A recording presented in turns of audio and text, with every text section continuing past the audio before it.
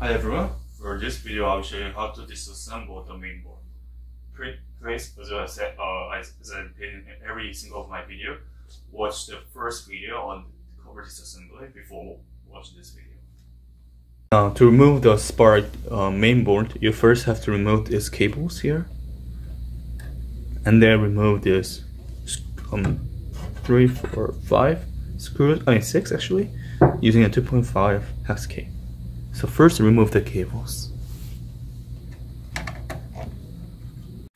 So now I've just completed the removal of all the cables and all the screws, and it's time to lift the main board up. To do that, just like the photo model, just have to lift it up from here.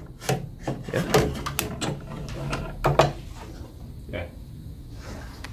That's it for this video. Thanks for watching.